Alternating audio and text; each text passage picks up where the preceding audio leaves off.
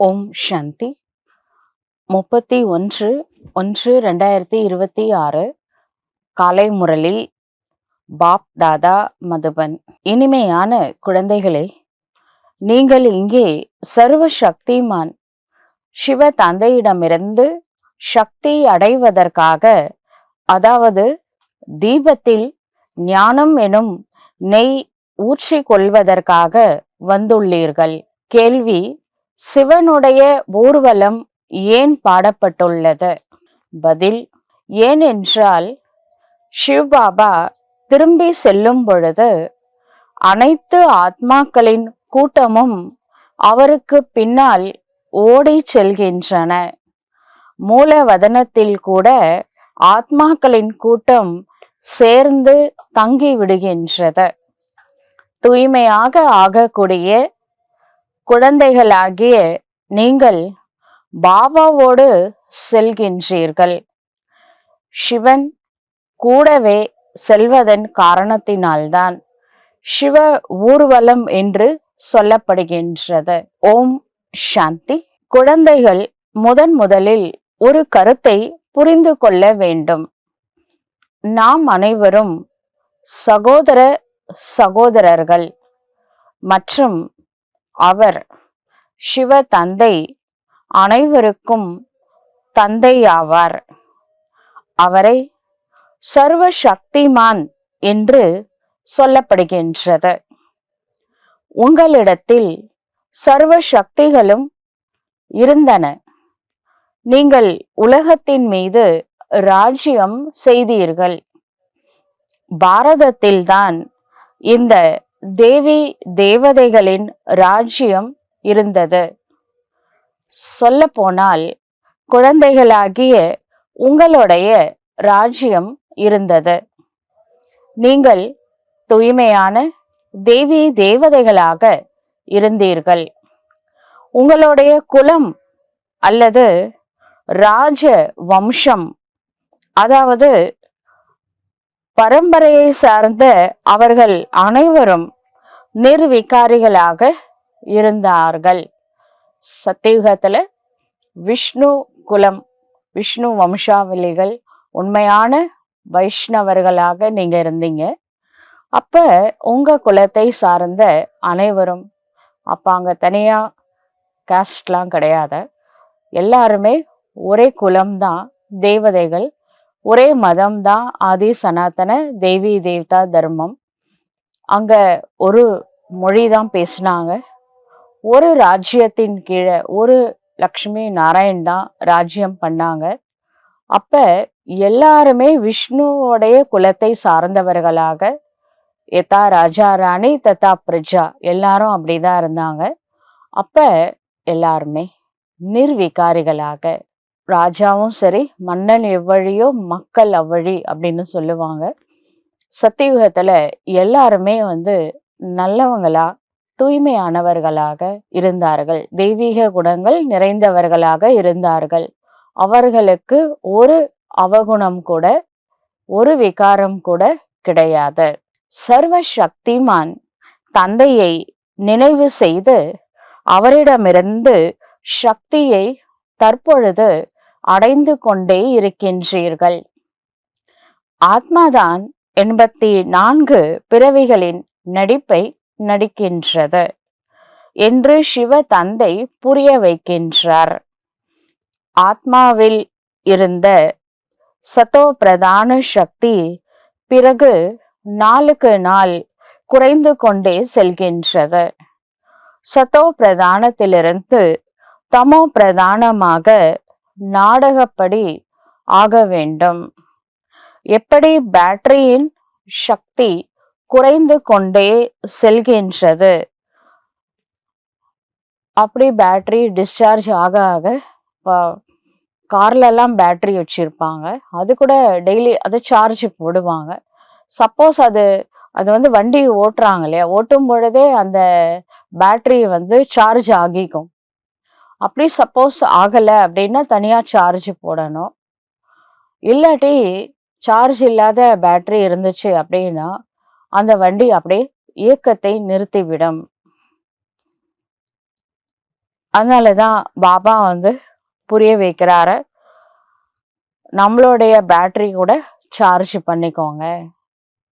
ஏன்னா இன்னைக்கு கூட நாம எல்லார்கிட்டயும் அன்பா இருக்கணும், எப்பவுமே மனசை சந்தோஷமா வச்சுக்கணும், பொறுமையா இருக்கணும், சாந்தமா இருக்கணும், இப்படிலாம் நினைக்கிறோம். ஆனா நடைமுறை வாழ்க்கையில ஆப்போசிட்டா இருக்கிறதுக்கு காரணம் வந்து பேட்டரியில சார்ஜ் கம்மியா இருக்கு. வேற நம்ம மேல கூட மிஸ்டேக் சொல்ல முடியாது. ஆத்மா நினைக்கிறத செய்ய முடியாம, எப்படி வந்து உடல் பலவீனமாக இருக்கும் பொழுது ஹார்ட் ஒர்க் பண்ண முடியாது, சாதாரண ஒர்க்கு கூட பண்ண முடியாது. அப்ப என்ன பண்ணணும், உடலை வந்து என்ன பண்ணணும், அதை சரி பண்ணணும், பலசாலியான உடலா மாத்தணும். அதே போலதான் மனசுக்கு பலம் குறைஞ்சு போயிருக்கு. அப்ப மனோபலத்தை நாம அதிகப்படுத்திக்கிட்டோம் அப்படின்னா கண்டிப்பா நாம தெய்வீக குணங்கள் நிறைந்தவர்களாக நடைமுறை வாழ்க்கையில வாழ முடியும். அந்த மனோபலத்திற்கு பேட்டரி சார்ஜ் ஆகணும். பேட்டரி டிஸ்சார்ஜ் பேட்டரி வச்சுக்கிட்டு மனோபலத்தோட இயங்க முடியாத. பாபா சொல்றாரு, பேட்டரியில சக்தி இறங்கி விட்டத.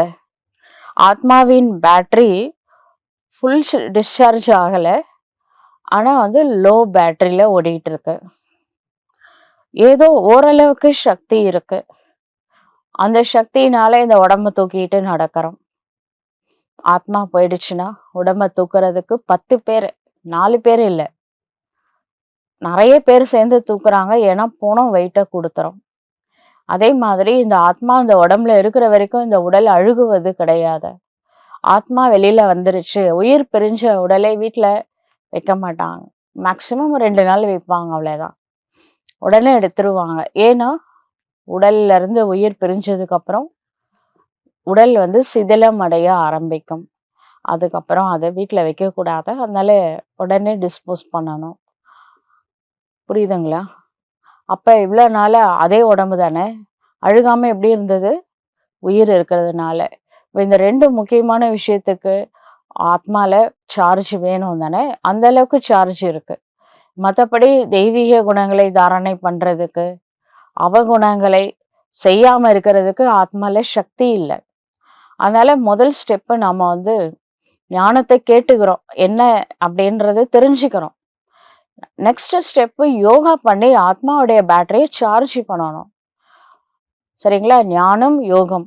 தேர்டு ஸ்டெப் தான் தாரணை. கண்டிப்பா நம்மளால தாரணை செய்ய முடியும். இத 3 இருந்துட்டா இதை விட ஒரு பெரிய சேவை வேற எதுவுமே இல்லை. தாரணை மூர்த்தியாக இருந்து செய்யற சேவையை விட வேற எதுவும் பெருசு கிடையாது. பாபா சொல்றாரு, யாராவது இறந்து விட்டார்கள் என்றால் தலை பக்கத்துல ஒரு தீபம் ஏத்துவாங்க. பார்த்திருக்கீங்களா? இது வந்து பாபா உயிரோட இருக்கும்போது ஏத்த சொன்னா, அவங்க இறந்ததுக்கு அப்புறம் இது பரம்பரையா, அதாவது சத்தியுகம் திரேதாயுகத்துல இந்த சடங்குகள்லாம் கிடையாது. ஆனா துவாபர யுகத்துல இருந்துதான் ஆரம்பிச்சது தீபம் ஏற்றக்கூடிய பழக்கம். தீபம் அணைந்து விடக்கூடாது, அதுல கொஞ்சம் கேர்ஃபுல்லா இருப்பாங்க. சில பேர் அந்த மரக்காலாம், அந்த காலத்து இன்ஸ்ட்ருமெண்ட், அதுக்குள்ள நெல்லு போட்டு அதுக்குள்ள அந்த தீபம் வைப்பாங்க. ஏன்னா தீபம் அசைஞ்சிடக்கூடாது, அது அணையக்கூடாது. ஏன்னா அந்த இறந்து போன ஆத்மாவுக்கு வெளிச்சம் வேணும். உயிரோட இருக்கும்போது வேணாமா? பாபா சொல்றாரு, ஆத்மா தீபத்தை ஏத்துங்க அப்படின்னா இறந்து போனதுக்கு அப்புறம் தீபம் ஏத்துறாங்க. அதுல வேற எண்ணெயை பார்த்து பார்த்து ஊத்திக்கிட்டே இருப்பாங்க. எண்ணெய் குறையக்கூடாதுன்னு பார்த்துப்பாங்க. டெய்லி நம்ம ஆத்மாவை அடிக்கடி சார்ஜ் பண்ணிக்கிட்டே இருந்தா, நம்ம கூட மொபைல் சார்ஜ் ஆயிடுச்சு அடிக்கடி பார்க்குறோம், மொபைல் எவ்வளோ சார்ஜ் இருக்கு, எவ்வளோ பர்சன்ட், ரொம்ப லோ பேட்டரி காட்டுதுன்னா உடனே சார்ஜில் போடுறோம்ல.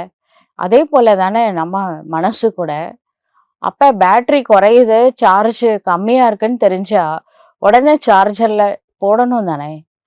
அதாவது மெடிடேஷன் பண்ணணும் தானே. ஆத்மான்னு புரிஞ்சு பரமாத்மா நினைக்கும் பொழுது பவர் ஹவுஸ் மூலமா ஆத்மாவுடைய பேட்டரி சார்ஜ் ஆகும். அப்ப நம்ம ஸ்தூலமான விஷயங்களுக்கு கொடுக்கிற கவனம் சூக்ஷமமான விஷயங்களுக்கு கொடுத்தா நாம நிகழ்காலத்திலேயே தேவதைகள் போல இருக்க முடியும். பேட்டரியோட சக்தி குறைந்து விடுகின்றது என்றால் சார்ஜ் செய்வதற்கு வைக்கின்றார்கள். உங்களுடைய ஆத்மா சர்வ சக்திமானாக இருந்தது என்பதை குழந்தைகளாகிய நீங்கள் இப்பொழுது புரிந்து கொள்கின்றீர்கள். இப்பொழுது மீண்டும் நீங்கள் சர்வ சக்திமான் பாபாவிடம் தங்களுடைய புத்தி யோகத்தை ஈடுபடுத்துகின்றீர்கள். பாபாவிடமிருந்து சக்தி நம்மிடத்தில் வந்து விடட்டும் என்று நினைவு செய்கின்றீர்கள். ஏனென்றால் ஆத்மாவில் சக்தி குறைந்து விட்டது. அதாவது ஆத்மாவுடைய பேட்டரி டிஸ்சார்ஜ் ஆகிவிட்டது. கண்டிப்பாக லோ பேட்டரி தான். டோட்டலா நின்று போச்சுன்னு வச்சுக்கோ, சுவிட்ச் ஆஃப்னு வரும். அது மாதிரி சுவிட்ச் ஆஃப் ஆயிடுச்சுன்னா ஆத்மா வெளில வந்துடும், உடம்புல இருக்க முடியாது. அதனால இன்னும் சுவிட்ச் ஆஃப் ஆகல, ஆனா லோ பேட்டரியில ஓடிக்கிட்டு இருக்க. ஒரேடியா காலி ஆகிவிட்டால் பிறகு சரீரமே இருக்காத. ஆத்மா தந்தையை நினைவு செய்து செய்து முற்றிலும் தூய்மையாக ஆகிவிடுகின்றது. சத்தியுகத்துல உங்களுடைய பேட்டரி முழுமையாக சார்ஜ் ஆக ஃபுல் சார்ஜ் பேட்டரியாக இருந்தது. பிறகு கொஞ்சம் கொஞ்சமாக குறைந்து கொண்டே செல்கின்றது. திரேதாயுகம் வரை ஓரளவுக்கு தான் குறையுது. ஒரு 2 டிகிரி தான் குறையுது திரேதாயுகம் எண்டு வரைக்கும். துவாபரிக ஆரம்பத்துல 14 கலைகள் இருந்துச்சு.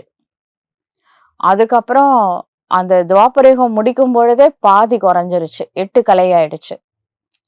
கலியுகம் ஸ்டார்டிங்ல அந்த 8 கலையில ஆரம்பிச்சு அப்புறம் 2 கலை ஆச்சு. அப்புறம் நோ கலா அப்படின்னு பாபா சொல்லுவாரு. இப்ப ஆனா ஒண்ணுமே இல்லாம டிஸ்சார்ஜ் ஆகல, கொஞ்சோண்டு ஒட்டிக்கிட்டு இருக்கு, லோ பேட்டரியில இருக்கு, லாஸ்ட் பர்த்ல. அப்பதான் கடவுள் கிடைக்கிறாரா. சத்தோ பிரதானமாக இருந்த ஆத்மா சத்தோ நிலையை அடைந்தது. சக்தி குறைந்து விடுகின்றது என்று சொல்லலாம். சத்தியுகத்துல இருந்து திரேதாயுகம் வரும்போது ரொம்ப கம்மியா தான் குறையுது, ரொம்ப ஒரேடியா குறையல. அப்புறமா துவாபரிகத்துல இருந்து தான் கொஞ்சம் குறைய ஆரம்பிச்சதே. கலியுகத்துல தான் அதிகமாக டிஸ்சார்ஜ் ஆனது. எவ்வளோ விக்கிரமங்கள் செய்யறாங்களோ அவ்வளோ பேட்டரி குறையுது. நீங்களே பாருங்க, ரொம்ப கோவப்படுறீங்க, யாருக்காவது துக்கம் கொடுத்துட்டீங்க அப்படின்னா உங்களுக்கு எனர்ஜி லெவல் குறைஞ்ச மாதிரி உங்களுக்கே ஃபீல் ஆகும். அதுவே 4 பேருக்கு ஹெல்ப் பண்றீங்க, நல்ல உதவி செய்றீங்க, அதுக்காக தியாகம் பண்றீங்க, சேவா பண்றீங்க, அப்போ எனர்ஜி லெவல் அதிகமான மாதிரி ஃபீல் ஆகும். கிளாஸ் கேட்கும் பொழுது, அதை 4 பேருக்கு சொல்லும் பொழுது, யோகா பண்ணும் பொழுது, தாரணை செய்யும் பொழுது, சேவா பண்ணும் பொழுது எனர்ஜி லெவல் இன்க்ரீஸ் ஆகுது. ஆனா தவறுகள் செய்யும் போது எனர்ஜி குறையுது, நம்மளுக்கே ஃபீல் ஆகுது. அப்ப எப்படிலாம் எனர்ஜி இன்க்ரீஸ் ஆகுதோ அதெல்லாம் கண்டிப்பா நம்ம செய்யணும். வெறும் யோக சக்தி மட்டும் இல்லை, 4 சப்ஜெக்ட்லயுமே எனர்ஜியை நம்ம இன்க்ரீஸ் பண்ணிக்கலாம். ஆனா யோகா பண்றதுனால பாவங்கள் மைனஸ் ஆகுது, புண்ணியம் பிளஸ் ஆகுது. அந்த யோக சக்தி தான் ஞானத்தை கேட்கறதுக்கும் வேணும், தாரணை செய்யறதுக்கும் வேணும், சேவை செய்வதற்கும் வேணும். அதனால யோகா இருந்தாதான் மீதி 3 சப்ஜெக்ட் ஈஸியா செய்ய முடியும். நாம சத்தியுகத்துல எப்படி இருந்தோம்? தேவதைகளா இருந்தோம். இப்ப மனிதர்கள் மனித நிலையிலிருந்து தேவதைகளாக மாறுகின்றோம் என்று நீங்கள் புரிந்து கொள்கின்றீர்கள். என்னை நினைவு செய்தீர்கள் என்றால் நீங்கள் தமோ பிரதான நிலையிலிருந்து சத்தோ பிரதான நிலையை அடைவீர்கள் என்று இப்பொழுது சிவ தந்தை கூறுகின்றார். இப்பொழுது நீங்கள் தமோ பிரதானமாக ஆகிவிட்டீர்கள். எனவே உங்களுடைய சக்தியை இழந்து திவாலாக ஆகிவிட்டீர்கள். தமோ பிரதானத்துல லோ பேட்டரியில ஓடிக்கிட்டு இருக்க வண்டி. பிறகு சிவ தந்தையை நினைவு செய்வதன் மூலமாக ஃபுல் சார்ஜ் பேட்டரி இந்த பிறவிலேயே ஆகிவிட முடியும். ஏனென்றால் தேகம் உட்பட தேகத்தின் சம்பந்தங்கள் என்னவெல்லாம் இருக்கின்றனவோ அவை அனைத்தும் ஒரு நாள் அழியப் போகின்றது. பிறகு உங்களுக்கு எல்லைக்கு அப்பாற்பட்ட ராஜ்யம் கிடைக்கப் போகின்றது என்பதை நீங்கள் தெரிந்துள்ளீர்கள். சிவ தந்தையும் எல்லைக்கு அப்பாற்பட்டவர் என்றால் அவர் கொடுக்கக்கூடிய ஆஸ்தியும் எல்லைக்கு அப்பாற்பட்டதாக இருக்கின்றது. நீங்கள் இப்பொழுது தூய்மை அற்றவர்களாக இருக்கின்றீர்கள். உங்களுடைய சக்தி முற்றிலும் குறைந்து விட்டது. அதாவது நாலேஜுக்கு வரத்துக்கு முன்னாடி நம்ம வரும்போதே லோ பேட்டரியாக தான் வீக்கே ஆனோம். ஹே குழந்தைகளே, இப்பொழுது நீங்கள் என்னை நினைவு செய்யுங்கள். நான் சர்வ சக்திமானாக ஆல்மைட்டி அத்தாரிட்டியோடு இருக்கின்றேன். என் மூலமாக சர்வ வல்லமையும் பொருந்திய ராஜ்யம், ராம ராஜ்யம் கிடைக்கின்றது. சத்தியுகத்துல தேவி தேவதைகள் முழு உலகத்திற்கும் எஜமானர்களாக இருந்தார்கள். தூய்மையாக இருந்தார்கள். தெய்வீக குணங்கள் நிரம்பியவர்களாக தேவதைகள் இருந்தார்கள். இப்பொழுது அந்த தெய்வீக குணம் யாரிடமும் இல்லை. அனைவருடைய பேட்டரியும் முழுமையாக இறங்க ஆரம்பித்து விட்டது. இப்பொழுது மீண்டும் பேட்டரி சார்ஜ் ஆகிக் கொண்டே இருக்கின்றது. பரமபிதா சிவ பரமாத்மாவோடு யோகம் செய்யாமல் பேட்டரி முழுமையாக சார்ஜ் ஆக முடியாத. பவர் ஹவுஸை நினைக்கல, பேட்டரி சார்ஜ் ஆகாத. அந்த சிவ தந்தை எப்பொழுதும் தூய்மையானவராக, எவர் பியூராக இருக்கின்றார். அங்கே அனைவரும், இங்கே கலியுகத்துல அனைவரும் தூய்மை அற்றவர்களாக இருக்கின்றார்கள், பத்தீத்தமானவர்களாக இருக்கின்றார்கள். தூய்மையாக இருந்த பொழுது பேட்டரி ஃபுல் சார்ஜில் இருந்தது. எனவே சிவ தந்தை இப்பொழுது புரிய வைக்கின்றார். ஒருவரை மட்டுமே நினைவு செய்ய வேண்டும். உயர்ந்திலும் உயர்ந்தவர் பகவான் ஆவார். மற்ற அனைவரும் இறைவனின் படைப்புகள் ஆகும்.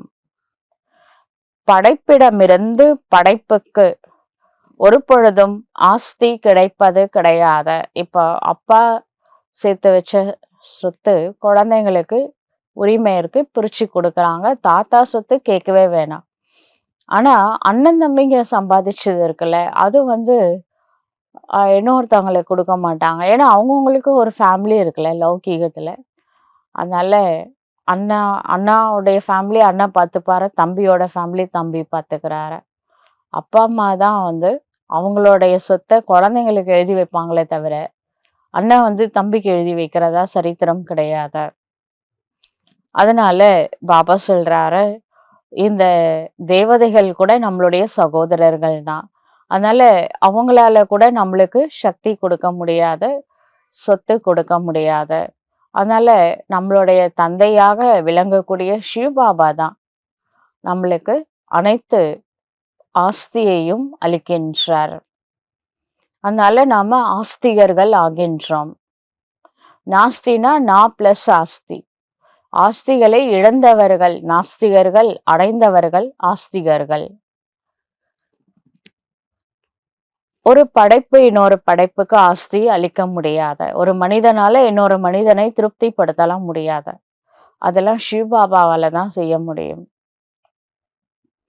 படைப்பவர் இறைவன் ஒருவனே. கிரியேட்டர், கர்த்தர் அப்படின்லாம் சொல்றோம். அது இறைவன் தான். அவர் எல்லைக்கு அப்பாற்பட்ட தந்தை ஆவார். நம்ம எல்லோரின் தந்தை இறைவன். மற்றவர்கள் அனைவரும் எல்லைக்கு உட்பட்ட தந்தை தான். பிள்ளைக்கு தந்தை ஒருவன், நம் எல்லோரின் தந்தை இறைவன் அப்படின்னு கண்ணதாசன் சொன்னார. ஒவ்வொரு உடலுக்கும் ஒரு தந்தை இருக்கலாம். ஆனா அனைத்து ஆத்மாக்களின் தந்தை இறைவன் ஒருவரே. எல்லையற்ற தந்தையை, அந்த இறை தந்தையை நினைவு செய்வதன் மூலம் எல்லையற்ற ராஜ்யம் நமக்கு பிராப்தமாகின்றது. எனவே சிவ தந்தை நமக்காக புதிய உலகம் ஸ்வர்க்கத்தை ஸ்தாபனை செய்து கொண்டே இருக்கின்றார் என்பதை உள்ளுக்குள் புரிந்து கொள்ள வேண்டும். நாடகத்தின் திட்டப்படி ஸ்வர்க்கத்தின் ஸ்தாபனை நடந்து கொண்டே இருக்கின்றது. சத்தியுகம் வரப்போகின்றது என்பதை நீங்கள் தெரிந்துள்ளீர்கள். சத்தியுகத்தில் எப்பொழுதும் சுகமே இருக்கின்றது. அது எப்படி கிடைக்கின்றது? என்னை மட்டும் நினைவு செய்யுங்கள் என்று சிவ தந்தை நம்மை அமர வைத்து புரிய வைக்கின்றார். நான் எப்பொழுதும் தூய்மையாக இருக்கின்றேன். நான் ஒரு பொழுதும் மனித உடலை எடுப்பது கிடையாது அப்படின்னு யார் சொல்றாங்க? சிவபாபா. அவருக்கு பர்த் ரீபர்த்ல வர்றது இல்லை. நம்மள மாதிரி ஒரு மனித உடல் அவருக்கு சொந்தம் கிடையாது. கல்பத்துல ஒரு முறை சங்கம யுகத்தில் இறைவன் பூமிக்கு வராரு. ஆனா வாடகை வீட்டுல தான் வராரு. பிரம்மா பாபாவுடைய உடல்ல பரகாய பிரவேசம் செய்கின்றார். பரு அப்படின்னா வேறொருத்தவங்க, காயினா உடல், வேறொருத்தவருடைய உடல்ல என்ட்ராகிறாரே தவிர அவருடைய சொந்த உடல் டிராமால இல்லை சிவபாபாவுக்கு. விஸ்வநாதன் பேரு. அவருடையது இந்த உலகம். சொர்க்கத்தையே கடவுள் தான் படைச்சாரு. ஆனாலும் அவருக்குன்னு சொந்தமா ஒரு வீடு கிடையாது, ஒரு உடல் கிடையாது பூலோகத்துல. தேவதை உடலையோ மனித உடலையோ அவர் எடுப்பது கிடையாது. அதாவது நான்னா யாரு? சிவ பரமாத்மா சொல்றாரு, நான் பிறப்பு இறப்பில் வருவது கிடையாது. அஜன்மா. குழந்தைகளாகிய உங்களுக்கு ஸ்வர்க்கத்தின் ராஜ்யத்தை கொடுப்பதற்காகவே எப்பொழுது இந்த பிரம்மாவிற்கு 60 வயது நிரம்பிய வானப்பிரஸ்த நிலையை அடைகின்றாரோ அப்பொழுது அவருடைய உடலில் நான் வருகின்றேன். இவர்தான் முழுமையாக சதோ பிரதானமாக இருந்தார். அவரேதான் கடைசி பிறவியில தமோ பிரதானமாக ஆகியுள்ளார். நம்பர் 1 உயர்ந்ததிலும் உயர்ந்தவர் பகவான் சிவ பரமாத்மா. அனைத்து புகழும் இறைவனுக்கே. ஹையஸ்ட், எல்லாத்தோட ஹையஸ்ட் அவர் தான். புரியுதுங்களா? செகண்ட் கிரேடு யாரு? சூக்ஷம் மதன் வாசி பிரம்மா விஷ்ணு சங்கர். அதனுடைய காட்சி கொடுப்பதற்காகவே அந்த 3 சரீரம் இருக்கின்றது சூக்ஷ்ம உலகத்துல. பிரம்மா, விஷ்ணு, சங்கர். சூக்ஷம் வதன இடையில் உருவாக்கப்பட்டது. எப்போ சிவபாபா பூமிக்கு வராரோ வர்றதுக்கு முன்னாடிதான் சூக்ஷ்ம உலகத்தை படைக்கிறாரு. அங்கே சரீரம் இருக்க முடியாத, அங்க எலும்பு தசையால் ஆன சரீரம் கிடையாது. ஆனால் ஒளி உடல் அதுதான் படைக்கிறாரு. சூக்ஷ்ம சரீரம்னு பேரு.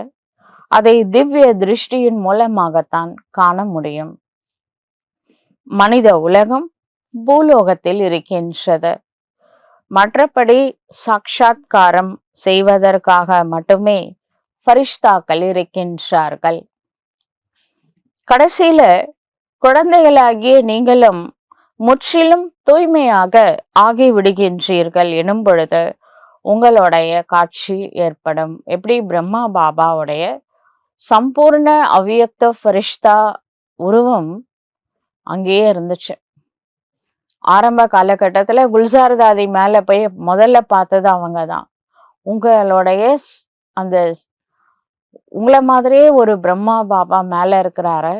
ஆனா அவருக்கு அப்படியே கலர் கலரா ரேஸா வந்துட்டு இருக்கு. உங்ககிட்ட அப்படிலாம் ஒரு கலரும் வரலையே அப்படின்னு சொன்னாங்க. இன்னோசென்டான ஒரு 11 வயசு குல்சார் தாதி. அவங்களுக்கு மேல இருக்கிற பிரம்மா பாபாவை பார்த்துருக்காங்க. அப்பதான் பிரம்மா பாபாவுக்கே தெரியும் மேல ஒருத்தர் இருக்கிறாருன்னு. இதுல சிவ பாபா எல்லாத்தையுமா சொல்லுவாரு? அவரு சொல்லலை. அப்புறம் நீங்க போய் அவர்கிட்டயே கேளுங்க. நீங்க யாருன்னு கேளுங்கன்னு தாதிய அனுப்பிச்சாரு. அப்ப குல்சார் தாதி மேல போய் கேட்குறாங்க. கீழ ஒரு பாபா இருக்கார்ல, அவரு எங்களுக்கு அனுப்பிச்சாரு. நீங்க யாருன்னு கேட்க சொன்னாரு. அப்ப அந்த பிரம்மா பாபா சொன்னாரு, "நான் இவருடைய அவ்வியக்த சம்பூர்ண பரிஷ்தா உருவம். அவரு வந்து இப்ப புருஷார்த்தி. அவரு புருஷார்த்தம் முடிச்சதுக்கு அப்புறமா இங்க வந்துருவாரு" அப்படின்னு சொன்னாரு. கடைசியா பிரம்மா பாபா வந்து அவ்வியக்தமானார்ல ஜனவரி மாசம். 1969 ஜனவரி 18. ஒரு 3 மாசம் முன்னாடி. கைலாஷ் தீதி அவங்க வந்து குஜராத் காந்தி நகர்ல இருக்காங்க. அவங்களுக்கு அந்த காட்சி கிடைச்சது என்னன்னா, பிரம்மா பாபா சரீரம் விடுற மாதிரி அவங்களுக்கு ஒரு காட்சி கிடைச்சது. அதுக்கப்புறம் அவங்க போய் சொல்றாங்க. அவங்களுக்கு டிரான்ஸ்ல போற சக்தி இருந்தது. பாபா சொன்னாரு, "நீ மேல போய் பார்த்துட்டு வா" அப்படின்னு சொன்னாரு. அப்ப அங்க போய் பாபாவை பார்க்குறாங்க. அப்ப பாபா வந்து, "ஆமா, கூடிய விரைவில அவரு சம்பூர்ணம் ஆயிடுவாரு" அப்படின்னு சூக்ஷ்ம உலகத்துல 3 மாசம் முன்னாடியே அந்த சம்பூர்ண அவ்யக்த ஃபரிஷ்தா சொல்லி அனுப்பியிருக்கு. அதுக்கப்புறம் பாபா வந்து சொன்னாராம், "அந்த அந்த பாபாவுக்கும் எனக்கும் ஏதாவது வித்தியாசம் இருக்கா?" அப்படின்னு. ரொம்ப கொஞ்சமா வித்தியாசம் இருக்கு. அவர் ஒளி உடல், நீங்களும் ஒளி உடல்ல தான் இருக்கீங்க. ஆனா அது வந்து நல்ல ஒரு 1000 நிலவுகள் நிரம்பிய ஒளி உடலு. அவ்வளோ அளவுக்கு நீங்க இல்ல அப்படின்னு சொன்னாங்களாம். அப்புறம் பாபா வந்து, "இப்ப நீ பார்த்ததையோ, பாபா உனக்கு சொன்னதையோ, நீ வந்து யாருக்கும் சொல்லக்கூடாது" அப்படின்னு பாபா சொல்லிட்டாராம். அதுக்கப்புறம் அவங்களும் யாருக்கும் சொல்லவே இல்ல.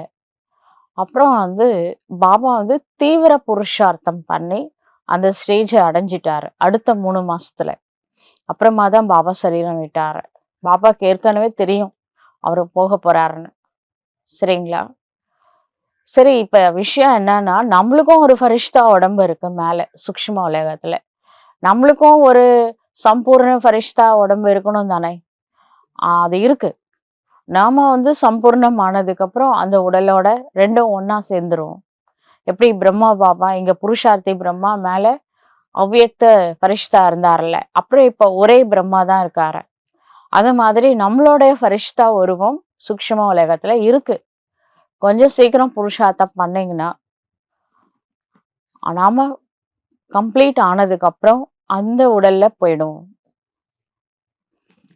முற்றிலும் தூய்மையாக ஆகிவிடுகின்றீர்கள் எனும் பொழுது உங்களுடைய காட்சி கூட ஏற்படும். உங்களை பார்க்கும்போது மத்தவங்களுக்கு எப்படி பிரம்மா பாபாவை பார்க்கும் பொழுது அந்த அவ்வியக்த ஃபரிஷ்தா உடம்பை பார்த்தாங்க. அது மாதிரி உங்களை பார்க்கும்போது ஒளி உடல் மற்றவர்கள் கண்ணுக்கு கண்டிப்பா தெரியுங்க. இது சிவன் வாக்கு, சத்திய வாக்கு. புருஷார்த்தத்தை கைவிடாதீர்கள். ஒரு பொழுதும் மனசு உடையாதீங்க. மாயா எவ்வளோ ட்ரிக்ஸ்லாம் அது கொண்டுட்டு வரும். ஆனாலும் நீங்க சம்பூர்ணம் ஆகியே தீருவீங்க. ஏன்னா உங்களை பாபா நம்புறாரு. அப்படிப்பட்ட ஃபரிஷ்தாக்களாக ஆகி பிறகு சத்தியுகத்தில் இங்கேதான் வந்து சொர்க்கத்திற்கு எஜமானனாக ஆவீர்கள். இந்த பிரம்மா ஒன்றும் விஷ்ணுவை நினைவு செய்வதெல்லாம் கிடையாது. பிரம்மா வந்து எதிர்காலத்துல விஷ்ணு ஆக போறாரு. அதுக்காக உட்காந்து விஷ்ணுவை நினைச்சாரு, பக்தி பண்ணாரு. நாராயணனுடைய சிறந்த பக்தனா இருந்தாரு. ஆனா எப்ப சிவபாபா கிடைச்சாரோ, பிரம்மா பாபா சிவபாபாவை தான் நினைச்சாரு, விஷ்ணுவை நினைக்கல. இவரும் சிவ தந்தையை தான் நினைவு செய்கின்றார். அதனாலதான் சி ஃபாதர் ஃபாலோ ஃபாதர்னு சொல்றது. இவரு சிவபாபாவை நினைச்சதுனால விஷ்ணு ஆகுறாரே தவிர, விஷ்ணுவை நினைச்சு விஷ்ணு ஆகல. அது எய்ம் ஆப்ஜெக்ட் அவ்வளவுதான். ஆனா பாபா, பிரம்மா பாபா சிவ தந்தையை தான் நினைவு செய்தார். ஏன்னா அவர்தான் பவர் ஹவுஸ். பவர் ஹவுஸை நினைச்சாதானே ஆத்மாவுடைய பேட்டரி சார்ஜ் ஆகும். இவர் ராஜ்யத்தை எப்படி அடைந்தார் என்பதை புரிந்து கொள்ள வேண்டும் அல்லவா? சண்டை போன்ற எதுவும் நடப்பதில்லை. சண்டை போட்டு ராஜ்யம் அடைவாங்க, அப்படிலாம் சண்டைலாம் கிடையாது. அஹிம்சா பரமோதரம் மூலமாகத்தான் ராமராஜ்யம் ஸ்தாபனை செய்யப்பட்டது. தேவதைகள் எப்படி ஹிம்சை செய்வார்கள்? குழந்தைகளாகிய நீங்கள் இப்பொழுது சிவ தந்தையை நினைவு செய்து ராஜ்யத்தை அடைகின்றீர்கள். யார் ஏற்றுக்கொண்டாலும் சரி, ஏற்று கொள்ளவில்லை என்றாலும் சரி, ஹே குழந்தைகளே, தேகம் உட்பட தேகத்தின் அனைத்து தர்மங்களையும் விட்டுவிட்டு என் ஒருவனை மட்டும் நினைவு செய்யுங்கள் என்று கீதையில் கூட இருக்கின்றது. பற்று வைப்பதற்கு கடவுளுக்கு தேகமே இல்லை. நஷ்டம் மோக ஸ்மிருதி லப்தா, அந்த வார்த்தையை ஆக்சுவலா கிருஷ்ணர் கூட சொல்ல முடியாத. கிருஷ்ணாவா இருக்கும்போது அந்த தெய்வத்து மேல அவருக்கு பற்று கிடையாது. ஜீவன் முக்த ஆத்மா தான், அது ஓகே தான். இருந்தாலும் தேகமே இல்லாத ஒருத்தரால தானே இது கரெக்டா சொல்ல முடியும். நான் கொஞ்ச காலத்திற்கு பிரம்மா பாபாவுடைய உடலை கடனாக பெறுகின்றேன் என்று சிவ தந்தை கூறுகின்றார். லோன் எடுத்துட்டு வந்திருக்காரு. இங்கேயே எல்லாரும் ஓன் ஹவுஸ்ல எல்லாம் இருக்கிறது இல்லை. எவ்வளோ பேர் ரெண்டட் ஹவுஸ்ல இருக்காங்க. சொந்த வீடு இல்லைன்னா என்ன பண்ணுவாங்க? வாடகை வீட்டுல. ஏன்னா வாழ்க்கை வாழ்ந்துதானே ஆகணும். வாடகை வீட்டுல இருந்தாவது வாழ்ந்துதான் ஆகணும். இப்போ சிவ பாபாக்கு டிராமால சொந்த வீடு இல்லைன்னு தெரிஞ்சு போச்சு இல்லையா? அவருக்குன்னு சொந்த உடம்பு கிடையாது. அதனால வாடகை வீட்டுல வராரு. அதாவது பிரம்மா பாபாவுடைய உடலை ஆதாரமாக எடுத்து ஞானத்தை சொல்றாரு. இல்லை என்றால் நான் எப்படி ஞானத்தை உங்களுக்கு சொல்ல முடியும்? நான் விதையாக இருக்கின்றேன் அல்லவா? இந்த முழு மரத்தின் ஞானமும் என்னிடத்தில் இருக்கின்றது. சிருஷ்டியின் ஆயுள் எவ்வளவு என்பது வேறு யாருக்குமே தெரியாத. இந்த சிருஷ்டியின் ஸ்தாபனை, வளர்ப்பு மற்றும் விநாசம் எப்படி நடக்கின்றது? மனிதர்களுக்கு இதை பற்றி தெரிந்திருக்க வேண்டும். மனிதர்கள்தான் இந்த ஞானத்தை படிக்கின்றார்கள். விலங்குகள் படிக்காது அல்லவா? அவர்கள் எல்லைக்குட்பட்ட படிப்பை படிக்கின்றார்கள். சிவ தந்தை உங்களுக்கு எல்லைக்கு அப்பாற்பட்ட படிப்பை படிப்பிக்கின்றார். அதன் மூலமாக உங்களை எல்லையற்ற எஜமானனாக ஆக்குகின்றார். எனவே பகவான் என்று எந்த மனிதனையோ அல்லது தேகதாரியையோ இங்க சொல்றது கிடையாது. பிரம்மா பாபாவை நம்ம கடவுள்னு சத்தியமா சொல்லலைங்க. அந்த உடம்புல சிவ பாபா வந்திருக்கார், அவ்வளவுதான். இதை நல்லா புரிய வைங்க. பிரம்மா விஷ்ணு சங்கருக்கு கூட சூக்ஷ்ம தேகம் இருக்கின்றது அல்லவா? இவர்களுடைய பெயரே தனியாகும். இவர்களை பகவான் என்று அழைக்க முடியாத. இந்த சரீரம் இந்த தாதாவின் சிம்மாசனமாக இருக்கின்ற, அதாவது பிரம்மா பாபாவுடைய ஆத்மா அங்கதான் இருக்கு. அழிவற்ற சிம்மாசனம், அகால் தக்த் அப்படின்னு சொல்லுவாங்க. குருத்வாரில் இந்த கோல்டன் டெம்பிள் இருக்கு இல்லையா, அமிர்தசரஸ்ல, அங்க குருத்வாரால அந்த குரு உட்காரக்கூடிய இடத்துக்கு அகால் தக்த் அப்படின்னு பேரு. ஆனா ஒவ்வொரு உடம்புலயும் ஆத்மா உட்கார்ந்துட்டு இருக்கிற இடம் அகால் தக்து தான். அது அழிவற்ற ஆத்மா அமரும் சிம்மாசனமாகும். இப்பொழுது இது அழிவற்ற மூர்த்தியான சிவபாபாவுக்கும் அது சிம்மாசனமா இருக்கு. பாருங்க, பாகியசாலி ரதம்னா கரெக்டு தான். பிரம்மா பாபா தன்னுடைய உடல்ல இறைவனுக்கே இடம் கொடுத்திருக்கிறாரு. அமிர்தசரஸ்ல இந்த அகால் தக்து இருக்கு. பெரிய பெரியவர்கள் போனா அந்த பெரிய குருமார்கள் அந்த அகால் தக்துல அழிவற்ற சிம்மாசனத்தில் அமர்வார்கள். இப்பொழுது பாபா புரிய வைக்கின்றார், இவை அனைத்தும் அழிவற்ற ஆத்மாக்களின் சிம்மாசனமாகும். ஆத்மா அழிவற்றது. அதை ஒரு பொழுதும் காலனால் அழிக்க முடியாத. மற்றபடி சிம்மாசனம் மாறிக்கொண்டே இருக்கின்றது. ஒவ்வொரு வேஷத்துக்கும் ஒரு சிம்மாசனம், அகால் தக்து. ஒரு வேஷத்துக்கும் 84 வேஷத்துக்கு 84 சீட்ல உட்காரும் ஆத்மா. அப்புறம் வேஷத்தை மாத்தும் போது சீட்டையும் மாத்திக்கும், வேற சீட்டுக்கு போயிடும். அழிவற்ற மூர்த்தி ஆத்மா. ஆத்மாவுக்கு அழிவு கிடையாது. இந்த சிம்மாசனத்துல அமருகின்றது. முதலில் சிறிய சிம்மாசனமாக இருக்கும், அதுக்கப்புறம் பெரிய சிம்மாசனமாக. அது அப்படின்னா என்ன அர்த்தம் தெரியுமா? சொல்லுவாங்க, அண்டத்தில் இருக்கிறது பிண்டத்தில் வந்தது அப்படின்னுவாங்க. கரு வந்து பிண்டம்னு சொல்லுவாங்க. சின்ன குட்டியா இருக்கும். அதுலதான் இந்த சோல் போய் அதை வந்து ஒரு 3 மாசம் 4 மாசம் ஆனதுக்கு அப்புறம் இந்த ஆத்மா போய் அங்க அந்த பிண்டத்துக்குள்ள போயிடும். சரிங்களா? அது வரைக்கும் வெறும் பிண்டமா இருக்கும், அசைவே இல்லாம இருக்கும். இந்த சோல் என்டர் ஆனதுக்கு அப்புறம் தான் அசைவு ஏற்படும். அதுக்கப்புறம் அந்த பிண்டம் வளரும், குழந்தை ஆகுது, அதுக்கப்புறம் சிறுவனாகிறான், இளைஞனாகிறான், அப்புறம் முதுமை பருவம். அதுக்கப்புறம் அந்த சோல் அந்த உடம்புல இருந்து வெளில வந்துடும். திரும்பவும் அதனுடைய கர்ம அனுசாரம் அது நெக்ஸ்ட் பிண்டத்துக்கு அது போகும். போன கல்பத்துல அது எந்த பிண்டம் எடுத்துச்சோ இந்த கல்பத்துல அங்கதான் போகும். இதெல்லாம் ஏற்கனவே ஃபிக்ஸ் ஆன டிராமா. ஆத்மாவுக்கு நல்லாவே தெரியும் எங்க போய் பிறக்கணும் அப்படின்னு சொல்லிட்டு. மற்றபடி ஆத்மா அழிவற்றது ஆகும். மற்றபடி அதுல நல்ல அல்லது கெட்ட சம்ஸ்காரங்கள் ஆத்மாவில் இருக்கின்றன. ஆகையினாலதான் இது கர்மங்களின் பலன் என்று சொல்லப்படுகின்றது. ஆத்மா ஒரு பொழுதும் அழிவது கிடையாது. ஆத்மாவின் தந்தை இறைவன் ஒருவரே. இதை புரிந்து கொள்ள வேண்டும் அல்லவா? இந்த சிவ தந்தை ஏதாவது சாஸ்திரங்களுடைய விஷயத்தை சொல்கின்றாரா என்ன? சாஸ்திரங்கள் படிப்பதன் மூலம் யாரும் இறைவனை அடைய முடியாது, வீட்டிற்கு திரும்பி செல்லவும் முடியாது. ஆனா கடைசியில அனைவரும் வீட்டிற்கு திரும்பி சென்றுதான் ஆக வேண்டும். அந்த கடைசியை நோக்கி நம்ம வந்துட்டோம். எப்படி தேனீக்கள் அல்லது வெட்டுக்கிளி கூட்டம் செல்கின்றன அல்லவா? அப்படிதான் நம்ம போகணும்.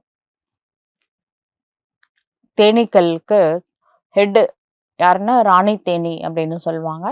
அந்த ராணி தேனி முன்னாடி போகும், மற்றவங்க எல்லா தேனியும் பின்னாடி வரும்.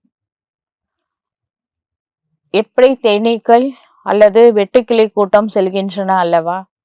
தேனீக்களின் ராணி கூட இருக்கின்றது. அதற்கு பின்னால் அனைத்து தேனீக்களும் செல்லும். நம்ம எல்லாருக்கும் சிவபாபா நம்மளை கைட் பண்ணி கூட்டிட்டு போவாரு. சிவன் செல்கின்றார் என்றால் அவருக்கு பின்னால் அனைத்து ஆத்மாக்களும் செல்வார்கள். அங்கே மூல வதனத்தில் அனைத்து ஆத்மாக்களின் கூட்டம் இருக்கின்றது. நாம எல்லாருமே ஒரு வீட்டை சார்ந்தவங்க தான். இங்கே மனிதர்களின் கூட்டம் இருக்கின்றது. ஆக இந்த கூட்டம் கூட ஒரு நாள் ஓட வேண்டும். வாழ்க்கையில எல்லாரும் மேல போய் தாங்க ஆகணும். ஏன்னா இந்த பூமி நம்ம சொந்த பூமி கிடையாது. எல்லாம் சொல்றாங்க ஏலியன்ஸ் பத்தி பேசுறாங்க, வேற்று கிரகத்துல இருந்து வருவாங்கன்னு. நாமளே வேற்று கிரகத்துல இருந்து தான் வந்திருக்கிறோம். நம்ம சொந்த வீடு பரந்தாமம். இது வந்து நடிக்கிறதுக்காக தான் இங்க வந்திருக்கோம் பூலோகத்துல. இது சொந்த வீடு கிடையாது. மேல போகிற டைம் வரப்போகுது. எல்லாம் கூண்டோட கைலாசத்துக்கு போய் தான் ஆகணும். சிவ தந்தை வந்து ஆத்மாக்கள் அனைவரையும் அழைத்து செல்கின்றார். சிவனின் ஊர்வலம் அது வந்து புகழ் பாடப்பட்டு இருக்கின்றது. குழந்தைகள் என்றும் சொல்லலாம். அந்த ஊர்வலத்துல சிவாவா மணமகனா வருவார. இந்த பார்வதி கல்யாணம் இருக்குல்ல, அப்படிதான் காமிச்சிருக்காங்க சிவ புராணத்துல. அதுல 33 கோடி தேவதைகள் வருவாங்க ஊர்வலத்துல. சிவன் வந்து பார்வதியை பார்க்க போறாரு. அப்ப அவ்வளவு ஊர்வலம், எல்லாரும் போவாங்க. அதை பார்த்துட்டு அசுரர்கள் வருவாங்க, பூதகணங்கள் வருவாங்க. எல்லாருமே அதுல கலந்துக்கணும் அப்படின்னு நினைப்பாங்க. ஒருத்தர் விடாம அதுல கலந்துப்பாங்க. அது என்னன்னா, ஒருத்தர் விடாம மேல கூட்டின்னு போறார் பார்த்தீங்களா? அதுதான் அந்த சிவனோட ஊர்வலம். இந்த வெறும் 33 கோடி தேவதைகள் மட்டும் இல்லைங்க, உலகமே வைண்டப் ஆக போகுது. எல்லாத்தையும் மேல கூட்டிட்டு போக போறாரு. அதுக்காக தான் வந்திருக்கிறாரு. பாபா வந்து குழந்தைகளுக்கு ஞானம் கற்பித்து நினைவு யாத்திரை கற்றுக் கொடுக்கிறாரு. அதுல யாரு ஞானம், யோகம், தாரணை, சேவையில பாப் சமான் ஆகுறாங்களோ அவங்கள பக்கத்து சீட்ல அப்படின்னா என்ன அர்த்தம்? சிவன் மணமகன் அப்படின்னா மணமகளா அமர வச்சு அழைச்சிட்டு போவாரு. அரைகுறையா கம்ப்ளீட் ஆயிருந்தா ஊர்வலத்துல பின்னாடி வருவாங்க. நடுவுல கொஞ்சம் தர்மராஜ் புரிய விசிட் பண்ணிட்டு அப்புறம் மேல வருவாங்க. தூய்மையாக ஆகாமல் ஆத்மா செல்ல முடியாத. தூய்மை ஆகிவிட்டது என்றால் முதலில் சாந்தி தாமம் ஆத்மா செல்லும். அனைத்து ஆத்மாக்களும் அங்கு செல்வார்கள். அங்கிருந்து மெதுவாக வந்து கொண்டே இருக்கின்றார்கள். வளர்ச்சி அடைந்து கொண்டே இருக்கின்றத. நீங்கள்தான் முதலில் பாபாவிற்கு பின்னால் ஓடுவீர்கள். உங்களுக்கு பாபாவோடு என்ன தொடர்பு இருக்கு? நம்ம தான் சர்வ சம்பந்தம் வைக்கிறோம்ல. சிலர் அப்பாவா நினைக்கிறாங்க, சிலர் குழந்தையா நினைக்கிறாங்க, சிலர் துணைவனா நினைக்கிறாங்க, பதி பரமேஸ்வரனா நினைக்கிறாங்க. அதுல என்ன தப்பு இருக்கு? ஒவ்வொருத்தரும் ஒவ்வொரு சம்பந்தத்துல நினைக்கிறாங்க. யாருக்கு எந்த சம்பந்தம் பிடிச்சிருக்கோ அந்த சம்பந்தத்துல இறைவனை நினைவு செய்கின்றனர். மிகப்பெரிய ராஜ்யம் உருவாகும். அனைவரும் ஒன்றாக வரமாட்டாங்க. 33 தேவதைகளும் சத்தியுகத்துல என்ட்ரி கிடையாது. 9 lakhs தான். கொஞ்சம் கொஞ்சமா தான் வருவாங்க. எல்லாரும் ஒரே நேரத்துல வர முடியாது. வரிசை கிரமமாகத்தான் வருவார்கள். மரம் கொஞ்சம் கொஞ்சமாகத்தான் வளரும். முதலில் ஆதி சனாதன தேவி தேவதா தர்மம் இதை சிவ தந்தையே ஸ்தாபனை செய்கின்றார். மத்த தர்மத்தை தர்ம பிதாக்கள் ஸ்தாபனை செய்யறாங்க. ஆனா அந்த ஆதி சனாதன் தேவி தேவதா தர்மத்தை ஆதி பிதா காட் சிவாவே ஸ்தாபனை செய்யறாரு. அதனாலதான் பாபா சொல்றாரு, நீங்க மூதாதையர்கள், கொஞ்சம் பரந்த மனசோட இருங்க, எல்லாரையும் உங்களோட சகோதரர்களாக ஏற்றுக்கொள்ளுங்கள் அப்படின்னு சொல்றாரு. ஏன்னா எல்லாருக்கும் ஜென்மம் கொடுத்ததே பிகேஸ் தான். அதாவது துவாபரயுகத்துல மற்ற ரிலிஜன் வந்தாங்கல்ல, எங்கிருந்து வந்தாங்க? அவங்களுக்கு பிசிக்கலாவே பர்த் எப்படி கிடைச்சதுன்னா, தேவதைகள் தான் தேவதைன்றத மறந்து பொழுதுதான் அது தவறு செய்யறாங்கல்ல. அதுக்கப்புறம் தான் பூமி சாயுது. அது சாயும் போது ஒவ்வொருத்தரும் ஒவ்வொரு இடத்துல இருப்பாங்க. அங்கங்க அப்படியே உருவாகும். மற்ற கான்டினென்ட்ஸ்லாம் எப்படி உருவாச்சுன்னு நினைக்கிறீங்க? இவங்க பிக்னிக் ஸ்பாட் மாதிரி போயிருப்பாங்க தேவதைகள். அவங்க அங்கிருந்து வர முடியாத சூழ்நிலை ஆயிடும். அப்ப பூமி 23 டிகிரி சாஞ்சது இல்லை துவாபரயுகத்துல. அப்ப சின்ன இடம் பெரிய நிலப்பரப்பா மாறிடும். அவங்க எங்கேயுமே போக முடியாது, அந்த இடத்துல மாட்டிப்பாங்க. அப்போ அந்த குரூப்பா இருப்பாங்க, ஃபேமிலியா அவங்க அங்கேயே செட்டில் ஆயிடுவாங்க. அப்ப அவங்க மூலமா மற்ற ரிலிஜனுக்கெல்லாம் பர்த் கிடைச்சிருக்கு. அதனால நீங்க தான் மூதாதையர்கள். முதலில் சிவ தந்தை நம்மை பிராமணர்களாக மாற்றுகின்றார். பிரம்மா குமார் பிரஜாபிதா பிரம்மா இருக்கிறார்களே, அவரோட குழந்தை. பிரஜைகளில் சகோதர சகோதரிகள். ஆத்மான்னு பார்க்கும்போது பாயி. ஆத்மா அப்படின்னா யூனிவர்சல் பிரதர்ஹுட். எப்போ சரீரத்துல வருமோ அப்பதான் சகோதரர்கள் சகோதரிகளா மாறுறோம். பிரம்மா குமாரிகள் அதிகம் இருக்கின்றார்கள். கண்டிப்பாக இவ்வளோ 15 லட்சம் ஃபாலோ பண்றாங்கன்னா சும்மான்னு நினைக்கிறீங்களா? ஒருத்தரும் முட்டாளாகலாம், 15 லட்சமா முட்டாளா இருப்பாங்க. கொஞ்சம் யோசிச்சு பாருங்க, என்னமா இருக்குங்க கடவுள்கிட்ட. அது கொஞ்சம் யோசிச்சாதான் புரியும். பிராமணர்கள் எவ்வளவு பேர் தெரியுமா? அரைகுறை. அதுல வேற half caste Brahmin, full caste Brahmin வேற இருக்காங்க. நானும் பிராமன்னு சொல்லிப்பாங்க, டெய்லி கிளாஸ்க்கும் வந்துப்பாங்க. ஆனா ஃபுல் காஸ்ட் பிராமன் யாருன்னா, பாபா சொல்ற ஞானத்தை தாரணை செய்யக்கூடியவர்கள், ஸ்வரூபமாக மாறக்கூடியவர்கள் தான் ஃபுல் காஸ்ட் பிராமன். சிலர் இப்ப எக்ஸாம்ல கூட லௌகீக படிக்கிறாங்களே, சிலர் 99% மார்க் வாங்குறாங்க. எவ்வளவு படிச்சிருந்தா அவ்வளவு மார்க் வாங்குவாங்க. சிலர் 10% தான் பாஸ்ல. பாஸ் 35 மார்க், ஆனா இவங்க 10 மார்க் தான் வாங்கியிருக்காங்க. அப்படின்னா அவங்களும் பிகே தான். 10 மார்க் வாங்கினா அவங்கள ஃபாலோ பண்றவங்களுக்கு எவ்வளோ மார்க் கிடைக்கும்? அதனால தான் நீங்க காப்பி அடிக்கணும்னு முடிவு பண்ணிட்டா கொஞ்சம் 100 மார்க் வாங்குறவங்கள பார்த்து காப்பி அடிங்க அப்படின்னு டீச்சரே பர்மிஷன் கொடுக்குறாரு.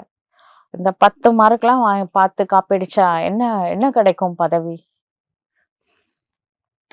பாபா சொல்றாரு, நீங்க நல்லா படிச்சு நிறைய மார்க் வாங்கினா கண்டிப்பா பெரிய பதவி பாபா தருவாரு. அரைகுறையா இருக்கிறவங்க, அதான் 10 மார்க் வாங்குறவங்க திரேதாயுகத்துக்கு வருவாங்க. இது நடிகர்களின் உலகமாகும். இது சுற்றி கொண்டே இருக்கின்றது. சத்தியுகம், திரேதா, துவாபர, கலியுகம். கலியுகம் முடிச்சு மீண்டும் சத்தியுகம் வர்றதுக்கு நடுவுல இப்ப நடப்பது புருஷோத்தம சங்கம யுகம் ஆகும். இதை இப்பொழுது சிவ தந்தை தான் கூறுகின்றார். முதலில் கல்பத்தின் ஆயுள் லட்சக்கணக்கான ஆண்டுகள் என்று நாம் தவறாகவே புரிந்து வந்தோம். இது முழுமையாக 5000 ஆண்டுகளின் சக்கரம் என்று சிவ தந்தை கூறியிருக்கின்றார். அரைக்கல்பம் ராமராஜ்யம், அரைக்கல்பம் ராவண ராஜ்யம் ஆகும். கல்பம் அப்படிங்கிறது பக்தி மார்க்கத்துல என்ன சொல்லிட்டாங்க, 43,20,000 வருடங்கள் ஒரு கல்பா அப்படின்னு சொல்லிட்டாங்க. ஆனா சிவபாபா சொல்றாரு மொத்தமே 5000 இயர்ஸ் தான். லட்சக்கணக்கான வருஷம் இன்னும் உலகம் தாங்குமா?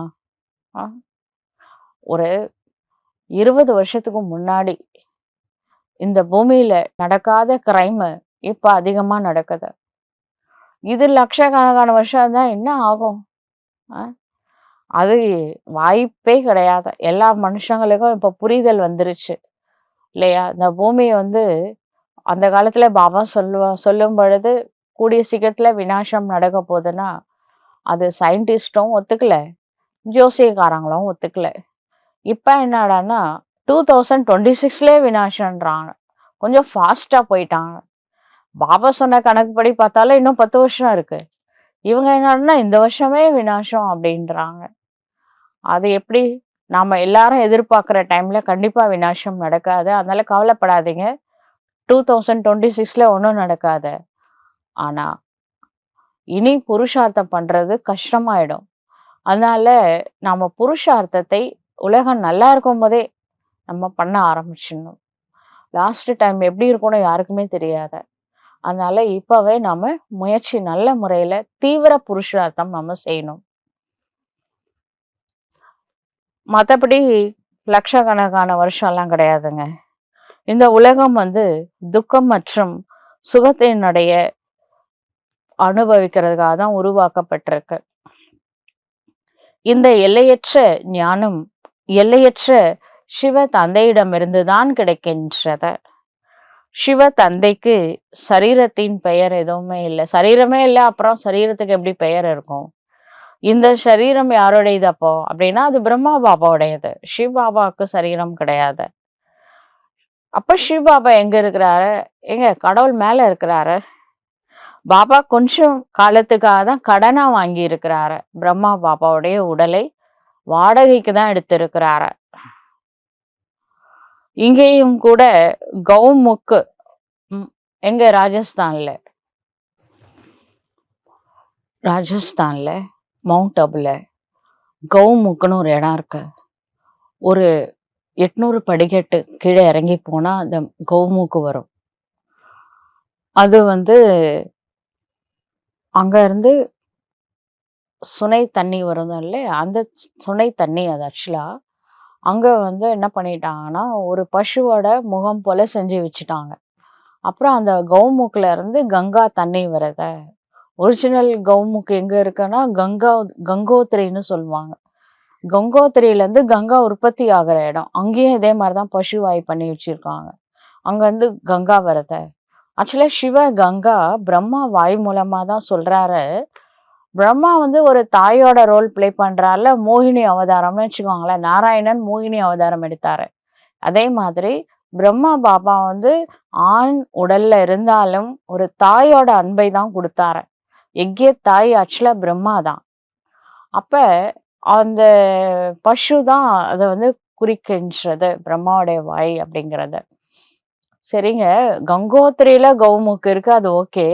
ராஜஸ்தான்ல எப்படி வந்துச்சு கங்கை தண்ணி? அங்க உத்தரப்பிரதேசத்துல இருக்கிற கங்கா ராஜஸ்தானுக்கு எப்படிங்க வந்துச்சு? விஷயம் என்னது அப்படின்னா, மலையில இருந்து தண்ணி வரும்ல, சுனையில இருந்து. அத மாரி தண்ணி வந்துகிட்டே இருக்கிற இடத்துல என்ன பண்ணிட்டாங்கன்னா, இவங்க பசுவோட வாய பண்ணி வச்சுட்டாங்க. அத கங்கா தண்ணீர் அப்படின்னு அத வேற எடுத்து தலையிலலாம் தெளிச்சுக்கிறாங்க. தண்ணி வேற குடிக்கிறாங்க. கங்கா நீர் வருது அப்படின்னு நினைக்கிறாங்க. கொஞ்சம் யோசிச்சு பாருங்க. ஸ்டேட் விட்டு ஸ்டேட் எப்படி ஜம்ப் பண்ணி வந்துச்சு இந்த கங்கா? அ கொஞ்சம் யோசிங்க. கங்கா எப்படிங்க வந்துச்சு? இது எல்லாமே பொய்ங்க. பொய்யான சரீரம், உலகே மாயம், வாழ்வே மாயம்னு பாடிட்டு இருக்காங்களே, அது மாரி இந்த உடம்பும் பொய் தான். நிஜம் கிடையாது. கண்ல பார்க்குற காட்சிகள் அனைத்தும் பொய் தான். உலகமே பொய் தாங்க. இதே பாரதம் ஒரு காலத்துல ஸ்வர்க்கமாக இருந்த பொழுது உண்மையான கண்டம் என்று அழைக்கப்பட்டது. பிறகு பாரதம் பழையதாக ஆகின்றது எனும் பொழுது இதை பொய்யான கண்டம் என்று சொல்லப்படுகின்றது. இந்த பொய்யான கண்டத்தில் அனைவரும் தூய்மை அற்றவர்களாக ஆகிவிடும் பொழுதுதான் சிவ தந்தை எங்களை தூய்மையாக ஆக்கி இந்த பழைய உலகத்திற்கு அதிலிருந்து எங்களை புதிய உலகத்திற்கு அழைத்து செல்லுங்கள் என்று நாம தான் கூப்பிட்டோம் கடவுளை. என்னுடைய குழந்தைகள் அனைவரும் காம சிதையில் அமர்ந்து கருப்பாக ஆகிவிட்டார்கள் என்று சிவ தந்தை கூறுகின்றார். பாபா அமர்ந்து குழந்தைகளுக்கு புரிய வைக்கின்றார்.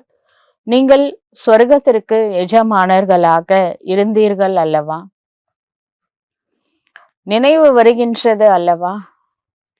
குழந்தைகளுக்கு சிவ தந்தை புரிய வைக்கின்றார். முழு உலகத்திற்கும் புரிய வைக்கவில்லை. நம்முடைய தந்தை யார் என்பது தெரியட்டும் என்று உங்களுக்கு தான் சிவபாபா புரிய வைக்கின்றார். இந்த உலகத்தை முட்கள் நிறைந்த காடு என்று சொல்லப்படுகின்றது. அனைத்திலும் பெரியது காமம் எனும் முள்ளு. அதுதான் பெரிய முள்ளு. இங்கே பக்தர்களும் அதிகமானோர் இருக்கின்றார்கள். இதுல பக்தர்கள் வெஜிடேரியன் ஃபாலோ பண்றவங்க இருக்காங்க. சைவ உணவு உட்கொள்பவர்கள் நிறைய பேர் இருக்காங்க. அவங்க தன்னை வைஷ்ணவர்கள், வைஷ்ணவிஸ்ட். லௌகிக பிராமின்ஸ் ஆக்சுவலா சைவ உணவு தான் அவங்க எடுத்துப்பாங்க. அது இல்லாம சைவ உணவு எடுத்துக்கொள்பவர்கள் இருக்கிறாங்க. ஆனால் அதே லௌகிக பிராமின்ஸ் சைவ உணவு எடுத்துக்கிட்டாலும் பிரம்மச்சரியம் கிடையாது. காம விகாரத்துல போறாங்க. பால பிரம்மச்சரியாகவும் இருக்கிறாங்க. அது எல்லா காஸ்ட்லயும் இருக்காங்க. பால பிரம்மச்சாரி, அதாவது ஒரு பொழுதும் இந்த விகாரத்துக்கு போகாதவங்க எல்லா காஸ்ட்லயும் இப்ப கலியுகத்துல இருக்காங்க. சிறு வயதிலிருந்தே மோசமான உணவுகளை சாப்பிடுவதில்லை. சன்னியாசிகள் கூட நிர்விகாரியாக ஆகுங்கள் அப்படின்னு தான் சொல்றாங்க. சாமியாருங்க கூட என்ன சொல்றாங்க, இந்த பிரம்மச்சரியம் ஃபாலோ பண்றது நல்ல விஷயம் அப்படின்னு தான் சொல்றாங்க. ஏன்னா அவங்களே அதுக்கு தர சாமியார் ஆனாங்க. அந்த எல்லைக்குட்பட்ட சன்னியாசத்தை மனிதர்கள் செய்ய வைக்கின்றார்கள். அடுத்த பிறவியில அவங்க எங்க போய் பிறக்கிறாங்கன்னா ஃபேமிலியில தான் பிறக்கிறாங்க. காரணம் என்னன்னா அவங்க ஒரு அன்ன தோஷ்ல மாட்டுறாங்க. சன்னியாசிகளுக்கு கம்பல்சரியா அவங்க பிக்ஷை எடுத்து உண்ணணும் அப்படின்னு ஒண்ணு இருக்கு. அதாவது கம்பல்சரியா அன்னதோஷத்துல மாட்டி விடுறாங்க. இல்லாட்டி அவங்க என்ன ஆவாங்க, ஆத்மா பியூரிஃபிகேஷன் ஆயிடுச்சுன்னா பரந்தாமத்துக்கு போக கூடாதுல்ல, நடுவுல ஓப்பன் ஆகாதுல்ல பரந்தாமம். அதனால டாமா அப்படி பண்ணி வச்சிருக்கு. எவ்வளவு அருமையான பாயிண்ட் இது, யோசிச்சு பாருங்க. சன்னியாசிகள் கண்டிப்பா பிக்ஷை எடுத்து சாப்பிடணும். யார்கிட்ட பிக்ஷை எடுத்து சாப்பிட்றாங்க? விகாரிகள்ட்ட இருந்து வாங்கி சாப்பிட்றாங்க. அப்போ அன்னதோஷம் ஆயிடுது.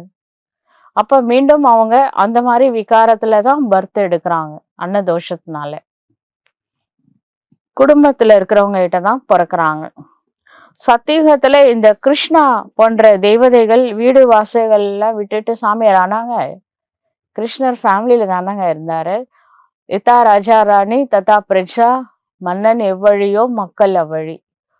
சத்தியுகத்திலும் சரி, திரேதாயுகத்திலும் சரி, சாமியாருங்களே கிடையாது. துறவற மார்க்கமே கிடையாது. ஃபேமிலி சிஸ்டம் தான் பாபா ஸ்தாபனை செய்றாரு. இப்ப உங்களோட இது எல்லைக்கு அப்பாற்பட்ட சந்நியாசம் ஆகும். முழு உலகம், உறவு, தேகம், தேகத்தினுடைய சம்பந்தம், முழு உலகம் மூணுத்தையும் நாம புத்தியின் மூலமாக சந்நியாசம் செய்கின்றோம். உங்களுக்காக இப்பொழுது ஸ்வர்க்கம் ஸ்தாபனை ஆகி கொண்டே இருக்கின்றது. இறந்ததுக்கு அப்புறமா ஒரு பானையில தண்ணி வச்சுப்பாங்க. யாரு கொல்லி போட்டுறாங்களோ அவங்க, கொல்லி போடுறாங்கல்ல, அவங்க என்ன பண்ணுவாங்கன்னா அந்த சடலத்தை சுத்தி வருவாங்க 3 முறை. அப்ப அந்த பானையில முதல்ல ஒரு ஓட்டை போடுவாங்க, அப்புறமா 2வது, அப்புறம் 3வது, 3 முறை சுத்தி வரணும். அப்ப அந்த தண்ணி உள்ள இருந்து கொட்டிக்கிட்டே இருக்கும். 3வது முறை ஓட்டையில மேக்சிமம் தண்ணி வெளியில வந்துடும். ஆனா கொஞ்சம் தண்ணி இருக்கும். அதை வந்து பானையோட தூக்கி போட்டு உடைப்பாங்க. இதுக்கு அர்த்தம் என்ன தெரியுமா? முதல்ல வந்து தேகம், 2வது தேகத்தோட சொந்தக்காரங்க, 3வது இந்த பழைய உலகம். இத வந்து புத்தியில நிரப்பி அதன் ஞாபகம் தானே இருக்கும் மனசுல, புத்தியில. அப்ப அதை வெளியேத்துறாங்களாம். முதல்ல தேகத்தை சம்பந்தப்பட்ட எண்ணங்களை வெளியேத்துறாங்க. 2வது தேகாதாரிகள், அது அவங்க ரிலேஷனா இருக்கலாம், ஃப்ரெண்ட்ஸா இருக்கலாம், அது எண்ணங்கள் வெளியில போகுது. அடுத்து 3வது இந்த முழு உலகம் எல்லாத்தையும் எண்ணத்தினால வெளியேற்றிட்டாங்களே தண்ணிய. அதுக்கப்புறம் இந்த உடம்பும் உனக்கு சொந்தம் இல்லைன்னு தூக்கி போட்டு உடைக்கிறாங்க. ஏங்க, இதெல்லாம் செத்ததுக்கு அப்புறம் அந்த போனதுக்கு ஏதாவது புரியுமா? இதெல்லாம் உயிரோட இருக்கும்போது இதை புரிஞ்சுக்கோங்க அப்படின்னு தான் பாபா சொல்றாரு. புத்தியின் மூலமா இந்த உடல் பர்மனெண்ட் கிடையாது, தேகதாரிகள் நிரந்தரம் கிடையாது, இந்த முழு உலகமே நிரந்தரம் கிடையாதுங்க. எல்லாமே மாறக்கூடியது, எல்லாமே டெம்பரவரி தான். இத நீங்க புரிஞ்சுக்கிட்டு சிந்தித்து செயலாற்றுங்கள் அப்படின்னு தான் பாபா சொல்றாரு. நீங்க தேகத்தை விட்டுருங்க, வீடு வாசல திறந்து காட்டுக்கு போங்கன்னா சொல்றாரு. ஈவன் ஒயிட் ட்ரெஸ் எல்லாம் போட்டுட்டு சரண்டர் ஆகுங்கன்னு கூட பாபா சொல்லல. நீங்க எங்க இருக்கிறீங்களோ அங்க இருந்து புருஷார்த்தம் பண்ணுங்க. மனசால தேகம்னு நினைக்கிறதோ, தேகதாரிகளுடைய எண்ணங்களோ, இந்த பழைய உலகத்தை பற்றிய சிந்தனைகளையோ விட்டுருங்க. இந்த தேக அபிமானம் அப்படின்ற பானையை தூக்கி போட்டு உடைங்க. உடைச்சிங்கன்னா அங்க ஒரே ஒரு ஆத்மா மட்டும்தான் இருக்கும். அப்ப நான் ஆத்மான்னு புரிஞ்சுக்கிட்டு அதுக்கப்புறம் பரமாத்மா நினைங்க. இது எல்லாம் புரிஞ்சிக்க வேண்டிய விஷயமே தவிர உண்மையிலே தேகத்தை உடைச்சி நம்ம எங்க போறது? எப்படி யோகா பண்றது? கண்டிப்பா இந்த தேகம் தேவைப்படுது. கடவுளுக்கே ஞானத்தை சொல்றதுக்கு தேகம் தேவைப்படுது. அப்ப நம்ம தேகம் இருந்தாதான் புருஷார்த்தம் பண்ண முடியும். அதனால இதெல்லாம் சொல்றது எதுக்காகனா, மனசால புத்தியினால இந்த தேகதாரிகள் பழைய உலகம் அந்த நினைவுகளை வெளியேற்றுங்கள் அப்படின்னு சொல்றாரு. அதுதான் அவங்க என்ன பண்றாங்க, இந்த தண்ணிய வெளியேத்துறாங்க. அவர் என்ன சொல்ல வந்தாரு அப்படின்றத அவங்க ஒரு சடங்கு மாதிரி செய்யறாங்க. இது உயிரோட இருக்கும்போது செய்ய வேண்டிய விஷயம். உங்களுடைய புத்தி இப்ப சொர்க்கத்தின் பக்கம் திரும்புகின்றது. எனவே சிவ் பாபாவை மட்டுமே நினைவு செய்ய வேண்டும். எல்லையற்ற தந்தை கூறுகின்றார், என்னை நினைவு செய்யுங்கள், மன்மனாபவ மத்தியா ஜீபவ. அப்பொழுது நீங்கள் தேவதைகளாக ஆகிவிடுவீர்கள். இது அதே கீதையின் கதையாகும். சங்கம யுகமாகவும் இது இருக்கின்றது. நான் சங்கம யுகத்தில்தான் கீதை சொல்கின்றேன். கண்டிப்பாக ராஜயோகத்தை இதற்கு முற்பிறவியில் சங்கம யுகத்தில் தான் கற்று இருப்பீர்கள். அதாவது தேவதைகள் அவங்களோட முற்பிறவின்றது இப்ப நாம பிகே லைஃப், இங்கதான் ராஜயோகம் கத்துக்கிட்டு அடுத்த பிறவில தேவதை ஆக போகின்றோம். இந்த உலகம் மாறுகின்றது அல்லவா? நீங்கள் தூய்மையற்ற நிலையிலிருந்து தூய்மையாக ஆகிவிடுகின்றீர்கள். இப்பொழுது இது புருஷோத்தம சங்கம யுகமாகும். இப்பொழுது நாம் தமோ பிரதான நிலையிலிருந்து சத்தோ பிரதானமாக ஆகின்றோம். ஒவ்வொரு விஷயத்தையும் நல்ல முறையில் புரிந்து கொண்டு நம்பிக்கை கொள்ள வேண்டும். இதை மனிதர்கள் யாராவது சொல்கின்றார்களா என்ன? இது ஸ்ரீமத், அதாவது உயர்ந்திலும் உயர்ந்த பகவானுடைய வழியாகும். மற்றவை அனைத்தும் மனிதர்களுடைய வழியாகும். மனிதர்களுடைய வழிப்படிதான் நாம் கூட பூமிக்கு இறங்கி வந்திருக்கோம். அவங்க சொல்ற பேச்சு, இவங்க சொல்ற பேச்சு கேட்டு கீழே இறங்குனதுதான் மிச்சம். இப்பொழுது ஸ்ரீமத்தின் மூலம் மேல போறோம், உயர்கின்றீர்கள். சிவ தந்தை மனித நிலையிலிருந்து தேவதைகளாக நம்மை மாற்றுகின்றார். சொர்க்கவாசி ஆக மாத்துறார். அதற்காக இறைவன் கொடுக்கக்கூடிய தெய்வீக வழிதான் இந்த ஸ்ரீமத். மற்றும் அது நரகவாசி மனிதர்களுடைய வழி மண்மத்து பரமத்துலாம். அது கரெக்டா சொல்லணும்னா ராவனுடைய மத்துன்னு சொல்லலாம். ராவண ராஜ்யம் ஒன்றும் குறைந்தது கிடையாது. முழு உலகத்திலும் ராவண ராஜ்யம் நடக்கின்றது. இது எல்லையற்ற இலங்கை ஆகும். இதில் ராவனுடைய ராஜ்யம் நடக்கின்றது. பிறகு தேவதைகளுடைய தூய்மையான ராஜ்யம் நடக்கும். அங்கே அதிக சுகம் இருந்தது. சொர்க்கத்திற்கு எவ்வளவு மகிமைகள் இருக்கின்றன. சொர்க்கத்தை அடைந்தார் என்றும் சொல்கின்றார்கள். யாராவது இறந்துட்டா சொர்க்கத்துக்கு போயிட்டார பத்தா மாதிரி சொல்லுவாங்க. அப்படி என்றால் நரகத்தில் இவ்வளவு நாள் இருந்தாங்க தானே, அதனால தானே இப்ப சொர்க்கத்துக்கு போயிட்டாருன்னு சொல்றீங்க. சொர்க்கம் இப்பொழுது எங்கே சென்றார் என்றால் கண்டிப்பா நரகத்துல தானே இருப்பாரு. உண்மையிலே சொர்க்கத்தை எப்படிங்க போக முடியும் நரகம் நடந்துட்டு இருக்கும் போது? இந்த விஷயங்கள்ல எந்த சாஸ்திரத்திலையும் இல்லை. சத்தியம் வந்தாதான் சொர்க்கம் வரும். நம்ம நினைக்கிற மாதிரி வானத்துல சொர்க்கம், பாதாள லோகத்துல நரகம்லாம் கிடையாது. இந்த வாழ்க்கையே நரக வேதனை தான் கலியுகத்துல. இதே வாழ்க்கை சொர்க்கமா இருந்தது சத்தியுகத்துல. எந்த சாஸ்திரத்திலையும் இதை பற்றி எழுதப்படவில்லை. இப்பொழுது சிவ தந்தை உங்களுக்கு முழுமையான ஞானத்தை கொடுக்கின்றார். பேட்டரியும் நிரம்புகின்றது. ஃபுல் சார்ஜ் பேட்டரி ஆகிடுது. யோகா பண்ணி பேட்டரிய சார்ஜ் பண்ணிக்கிறோம். ஆனா மாயா பாக்குது, எப்படி யோகா பண்ணிடுவாங்க அப்படின்னு நம்ம கனெக்ஷனை கட் பண்றதுக்கு அதுவும் முயற்சி பண்ணுது. இருந்தாலும் நாமளும் திரும்பவும் கனெக்ட் ஆகுறோம் கடவுளோட. நம்மளுக்கு நல்லா தெரிஞ்சு போச்சு, ஆத்மா பரமாத்மாவை நினைச்சா மட்டும்தான் ஆத்மாவுடைய பேட்டரி சார்ஜ் ஆகும் அப்படின்னு சொல்லிட்டு. நல்லது. இனிமேலும் இனிமையான காணாமல் போய் கண்டு எடுக்கப்பட்ட செல்ல குழந்தைகளுக்கு தாயும் தந்தையுமாய் விளங்கும் பாப் தாதாவின் அன்பு நினைவுகளும் காலை வணக்கமும். ஆன்மீக குழந்தைகளுக்கு ஆன்மீக தந்தையின் நமஸ்காரம். ஆன்மீக தந்தைக்கு ஆன்மீக குழந்தைகளின் நமஸ்காரம். தாரணைக்கான முக்கிய சாரம். முதல் பாயிண்ட், மனம் சொல் செயலில் தூய்மையாக ஆகி ஆத்மா எனும் பேட்டரியை சார்ஜ் செய்ய வேண்டும். முழுமையான பிராமணர்களாக ஆக வேண்டும். இரண்டாவது பாயிண்ட், மனதின் வழி மன்மத்து அல்லது மனிதர்கள் காட்டும் வழி பரமத்து. இந்த இரண்டு வழிகளை விட்டுவிட்டு ஒரே ஒரு சிவ தந்தையின் ஸ்ரீமத் படி நடந்து தங்களை உயர்ந்தவர்களாக ஆக்கிக் கொள்ள வேண்டும். சதோ பிரதானமாக ஆகி சிவ தந்தையோடு பறந்து செல்ல வேண்டும்.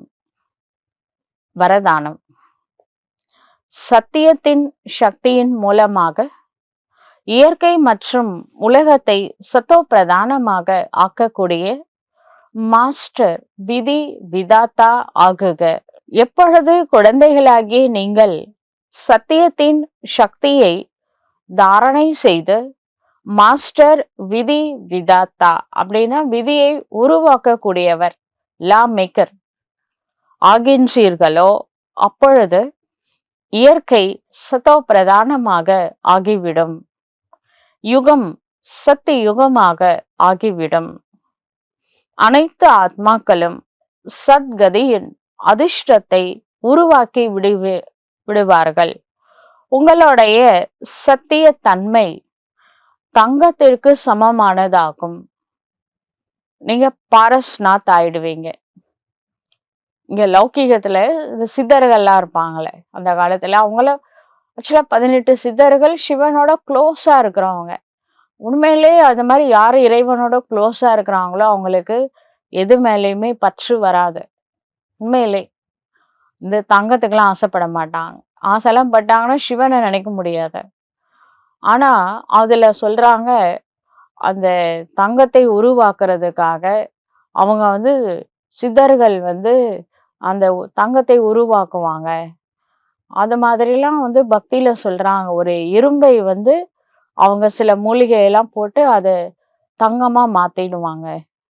அவங்களால முடியும். சித்தர்கள் நினைச்சா இரும்பை தங்கமா மாத்த முடியும். அப்படிலாம் சொல்லிக்கிறாங்க. இதெல்லாம் நம்ம வேற நம்பிட்டு இருந்தோம்.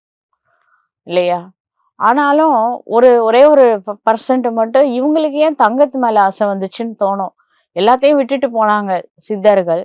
தங்கத்து மேல ஏன் ஆசை வருது? ஏன் தங்கத்தை அவங்க உருவாக்குறாங்க? எதனால? ரசவாதம்னு பேரு. ரசவாதம்னா இரும்பை தங்கமாக மாற்றக்கூடியது. அது எதுக்கு அவங்களுக்கு அந்த ரசவாதம்லாம்? உண்மை என்னன்னா, ஒரிஜினல் விஷயம் இரும்பு மாதிரி, கல்லு மாதிரி மனசு இருக்கிற மனுஷங்கள தங்கம் மாதிரி மாத்துறாரு சிவபாபா. சரிங்களா? அவங்க கூட அதுக்காக தான் ட்ரை பண்ணியிருப்பாங்க. இத இரும்பை தங்கமாக்குறது, ஒரிஜினல் இரும்பு தங்கமாக்குறது, கல்லை தங்கமாக்குற விஷயம் கிடையாது. நல்லா புரிஞ்சுக்கோங்க. இது வந்து கல்லு புத்தியை தங்க புத்தியா மாத்துறது. இரும்பு மாதிரி மனச தங்கம் மனசா மாத்துறது. இதெல்லாம் புரிஞ்சுக்க வேண்டிய விஷயங்க. இதுதான் பாரஸ் அப்படின்னு சொல்றோம். எவ்வாறு தங்கமானது இரும்பு அந்த பாரஸ் இரும்ப கூட தங்கமா மாற்றக்கூடியது. அது ரசவாதம் அல்ல. விஷயம் புரிஞ்சுக்கோங்க. அவங்க சொன்ன மார்க்கமே இப்பதான் சிவபாபா சொன்னதாலதான் புரியுது. அவங்க மனிதர்களுடைய மனதை தான் மாத்துறதுக்காக அவங்க சொல்லி இருக்காங்க. அந்த ரசவாதத்தினால இரும்ப தங்கமாக்குறது கிடையாது. இரும்பு மாதிரி கல்லு மனசு இருக்கு இல்லையா, அது தங்க மனசா மாத்திக்கோங்கன்னு பாபா சொல்றாரு. அது போன்று சத்தியத்தின் சக்தி ஆத்மாவை, இயற்கையை, சமயத்தை, அனைத்து பொருட்களையும், அனைத்து சம்பந்தங்களை, சம்ஸ்காரங்களை, உணவு பழக்கத்தை எல்லாத்தையும் சத்தோப்பிரதானமா மாத்திக்கோங்க. இதுதான் பாபா சொல்ல வராரு. ஸ்லோகன் சொல்றாரு, யாரை இயற்கையின் கொந்தளிப்பு கூட கவர்ச்சி செய்யாதோ அவர்களே யோகி ஆத்மாக்கள் ஆவார்கள். யோகி வந்து தபஸ்வி தபஸ் பண்ணும் பொழுது புயல் அடிக்கும், தண்ணி வந்து அப்படியே முழுகிட்டே போகும், புத்து கட்டிக்கும். ஆனாலும் அவங்க தபஸ்யா விடவே மாட்டாங்க. அப்படி பக்தி மார்க்கத்துல சொல்லுவாங்க. இங்க வந்து பாபா சொல்றாரு, இயற்கை எவ்வளவு அட்ராக்ட் பண்ணாலும் 5 தத்துவங்களோட அட்ராக்ஷன்ல யாரு மாட்டாம இருக்காங்களோ அவங்கதான் உண்மையான யோகி. அதனால பாபா ஸ்லோகன்ல சொல்றாரு, யாரை இயற்கையின் கொந்தளிப்பு கூட கவர்ச்சி செய்யாதோ அவர்களே யோகி ஆத்மாக்கள் ஆவார்கள். நல்லது. ஓம் சாந்தி.